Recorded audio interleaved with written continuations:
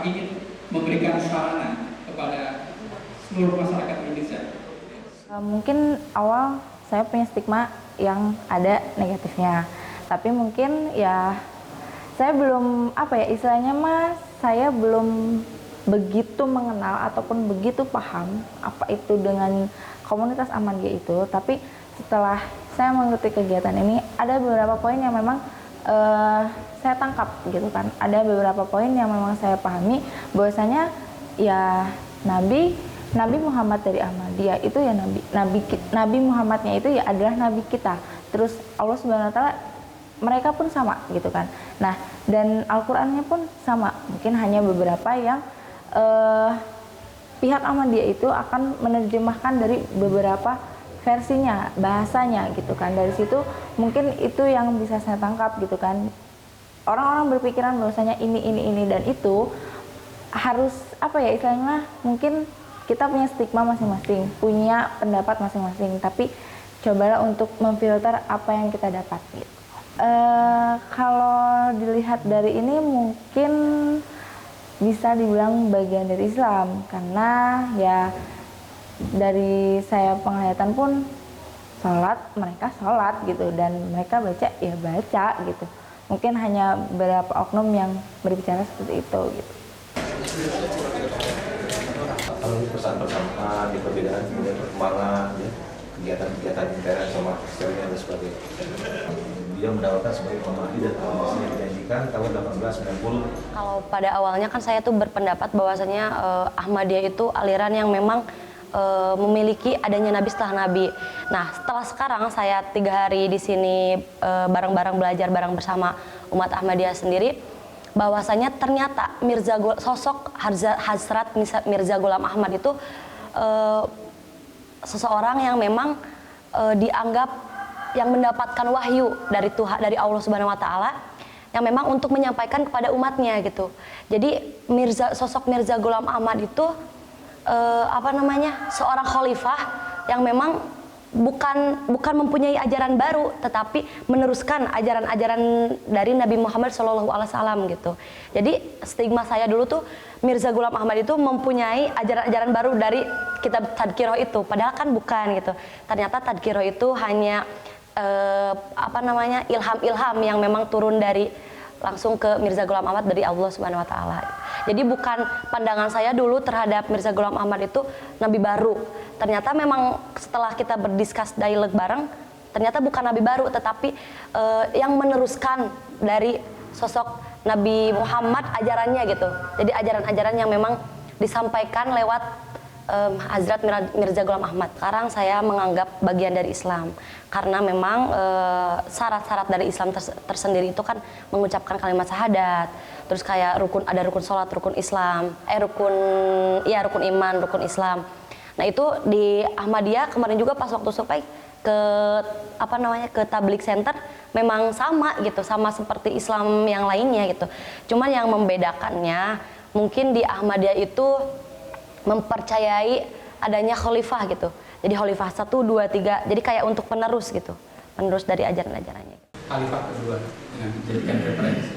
6 tahun, 6 tahun. Oh iya.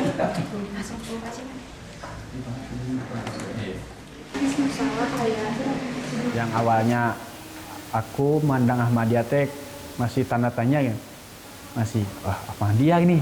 Tapi sekarang seketika sudah ikut membaur sama Ahmadiyah, ikut bersentuhan, ikut berkomunikasi loh, sama-sama aja gitu.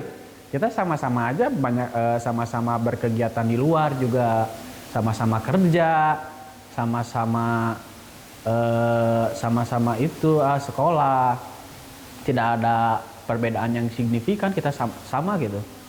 Dalam beribadah pun kita sama gitu. Sholat maghrib 3 rakaat, kiblat sama, dan banyak-banyak kesamaan gitu.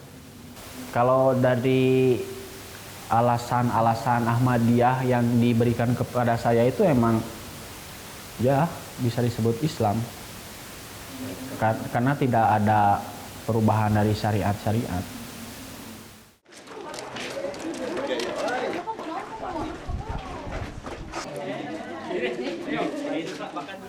Sebelum saya ikut LIP ini ya, saya juga kan mendengar itu bahwa Ahmadi itu sesat gitu ya, sesat terus mempunyai nabi baru juga gitu ya.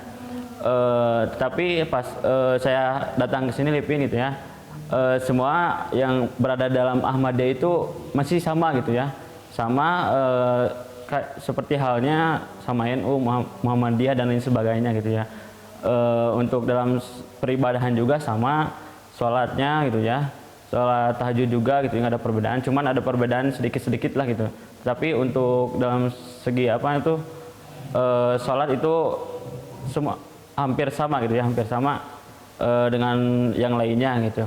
Itu dalam segi sholat itu. Agama Islam, jadi ada masalah tidak di sini? Tidak ada masalah. Kalau di Indonesia mungkin nggak ada ya, Pak. Tidak kan? Mungkin di Pakistan ada ya. Sulit. Sini ada 31, silakan dibaca. Silakan sambil catakan ya. Baca. Bismillahirrahmanirrahim. Fa'arid anhum wa matabir innahum muntahirun. Sama tidak? Maka berpalinglah dari mereka dan tunggulah akibat mereka, sesungguhnya mereka pun sedang menunggu. Selama 3 hari ini saya melewati beberapa hal di sini ya. Yang pertama dalam segi diskusi juga ya, diskusi tentang Ahmadiyah, baik itu akidah Ahmadiyah, terus keuangan Ahmadiyah dan lain sebagainya gitu ya. Yang saya rasakan selama 3 hari ini kami observasi juga ya, termasuk observasi ke masjid-masjid ya yang ada di Ahmadiyah tersendiri gitu, yang ada di desa Manislor ini gitu ya. Nah hari terakhir saya observasi ke 10 masjid ya yang ada di Manislor gitu ya. Tentunya sangat kesan saya ya terhadap masjid Manislor ini, masjid-masjidnya sungguh pada besar ya, bagus juga gitu ya. Sama halnya seperti masjid-masjid di luar non Ahmadi gitu ya. Nah di sana terdapat terdapat setiap masjid terdapat lapad la ilaha illallah Muhammad Rasulullah gitu ya, yang menandakan bahwa Ahmadi Islam juga gitu ya, yang katanya non Islam itu tidak benar gitu ya, orang Ahmadi itu tetap Islam gitu. Kenapa Anda setuju?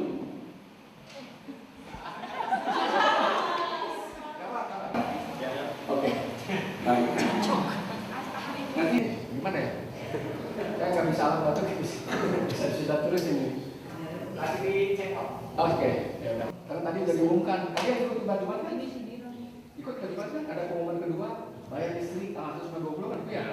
Tapi yang benar-benar 3 hari ini yang udah aku lewatin, yang memang benar-benar terkonstruk gitu ya, kayak kita setiap pagi-pagi harus udah siap bangun, terus berdiskus bareng, ngobrol bareng, berdialog. Terus kita juga kayak 3 hari yang udah dilalui itu kayak bisa ngobrol bareng bersama umat-umat Ahmadiyah.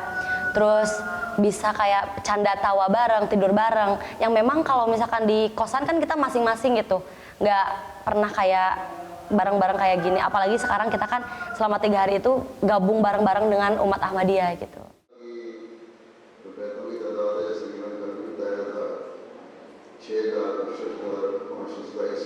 Tanpa diangkat, misalkan.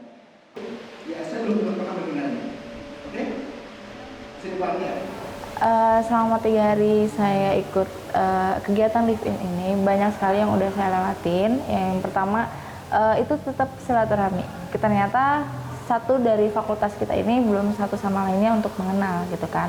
Jadi dari situ kita bisa saling mengenal, terus juga kita harus belajar lebih bangun istilahnya mah harus saling bersama, terus juga ada makan kekeluargaan dengan semua pihak yang ada di sini, itu adalah sebuah kebersamaan gitu kan. Terus mungkin ada beberapa konflik yang memang satu pendapat ini sama saya ataupun itu pasti berbeda. Jadi ada beberapa konflik, dari situ kita harus bisa saling menyatukan. Itu mungkin yang bisa ya beberapa yang kita lewatin.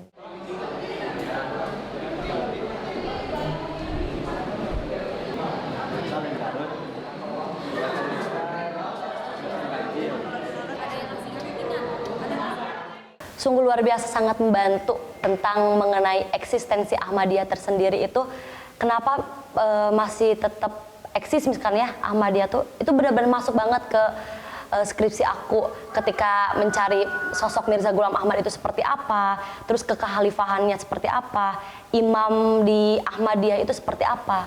Jadi memang benar-benar ngebantu gitu. Ya kenapa berani? Karena memang menurut saya judulnya kan saya eksistensi Ahmadiyah pasca terbitnya SKB 3 Menteri. Tetapi ternyata kalau misalkan saya mengambil SKB 3 Menteri ke belakang otomatis kan jauh banget ya. Nah, jadi saya tuh ngambilnya eksistensi Ahmadiyah di Kota Bandung. Nah, kenapa saya berani? Karena memang menarik gitu menurut saya. Ketika banyak orang-orang yang menyerang terhadap Ahmadiyah sendiri, tapi mereka itu tetap masih kuat, masih tetap bisa berjuang gitu bareng-bareng untuk mempertahankan ajarannya gitu. Nah, itu yang menjadi unik. Ada serangan bertubi-tubi terhadap Ahmadiyah, tapi mereka masih tetap gitu bisa berdiri kokoh dan bisa mempertahankan lah ajarannya gitu.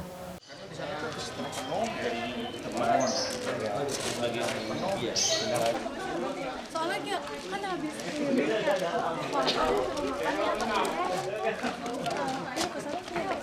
Mungkin kesan-pesan saya selama 3 hari di sini tuh yang dulunya saya menganggap orang-orang Ahmadiyah itu eksklusif gitu ya. Jadi sekarang tuh kayak oh ternyata yang memang nggak bisa aku lupain dari selama 3 hari itu orang-orang di Ahmadiyah sendiri tuh benar-benar welcome gitu terhadap kita. Contohnya kayak aku pengen ke warung atau apa dianterin, padahal aku bisa gitu sendiri atau bisa minta antar ke temen aku yang sesama gitu. Tapi yang benar-benar berkesan tuh itu kekeluargaannya tuh sangat erat dan benar-benar welcome terhadap kita gitu. Terus kalau misalkan untuk pesan keluar gitu ya, aku harap sih kepada orang-orang yang memang mempunyai stigma negatif terhadap satu kelompok atau satu komunitas, itu lebih baik kita tuh langsung terjun ke ke komunitas tersebut dan mencari tahu, jangan hanya mendengar dari luar gitu. Karena memang berita-berita di kita itu hoax itu gampang banget untuk menyebarnya gitu. Nah, mending untuk kawan-kawan semua yang di luar untuk meluruskan pandangan-pandangan kalian terhadap satu komunitas atau gerakan, lebih baik kita terjun langsung dan cari tahu langsung gitu. Jangan hanya mendengar dan katanya-katanya.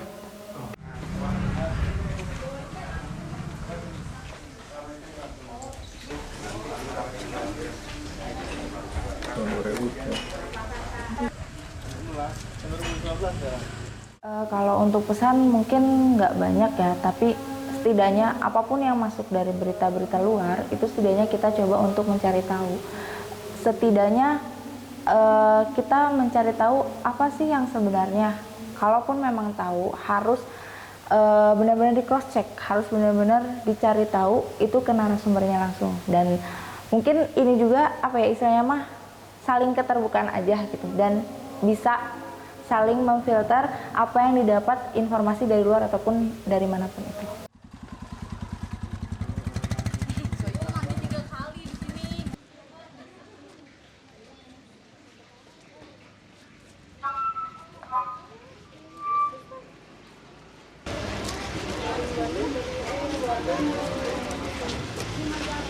Kalau kesan yang nggak bakal dilupain itu banyak ya sebenarnya. Kekeluargaan di sini itu sangat benar-benar benar-benar bersatu gitu. Kekeluargaannya tuh benar-benar erat gitu kan. Kayak mulai kita datang itu disambut, terus kayak mulai kita makan ataupun dengan segala macam itu benar-benar kekeluargaannya itu sangat erat gitu. Jadi kebersamaan, lebih kebersamaannya, terus benar-benar saling ayo gitu. Jadi benar-benar kebersamaan sih yang lebih nempel gitu.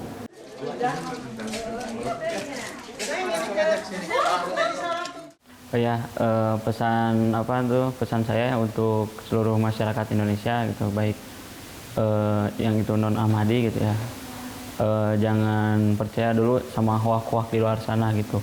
Kenali dulu Ahmadi itu seperti apa gitu ya, tidak seburuk apa yang dibayangkan gitu ya. Kenali dulu orang-orang Ahmadiyah itu seperti apa, jangan percaya sama hoak di luar sana, mungkin seperti itu. Untuk 3 hari ini ya Saya belum mendapat perbedaan itu ya, masih sama gitu ya, sama bahwa Ahmadiyah itu adalah bagian dari Islam gitu. Teman-teman yang baru datang, silakan mendekati.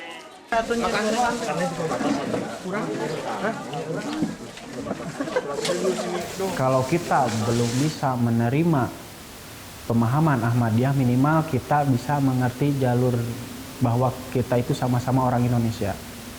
Kalau dengan cara kita sama-sama Indonesia, minimal kita melihat Ahmadiyah itu sebagai ciptaan Tuhan, sebagai kemanusiaan. Paling berkesan itu dari Ahmadiyah ya, jujur yang aku paling berkesan itu ke kerja kolektifnya gitu, kerja bareng-barengnya. Itu yang keren gitu. Karena benar dengan kita kerja kolektif itu, kerjasama itu bisa digapai apapun itu gitu. Dengan apa yang dimaksud gotong royong itu, saling membantu, saling membahu-membahu, itu yang aku salut dari Ahmadiyah. Ya itu yang patut ditiru dari kerja kolektifnya itu. Soalnya di lingkungan saya kan, misalnya di kampus itu udah jarang gitu kerja kolektif. Lebih mementingkan egoisme, lebih mementingkan bodo amat lah yang lain mah, aku mah sendiri aja. Kalau di Ahmadiyah aku tidak menemukan gitu. Ketika kita berbicara Ahmadiyah, lo kita Ahmadiyah, bukan aku sebagai apa, aku sebagai Muhammadiyah gitu. Itu yang keren dari Ahmadiyah.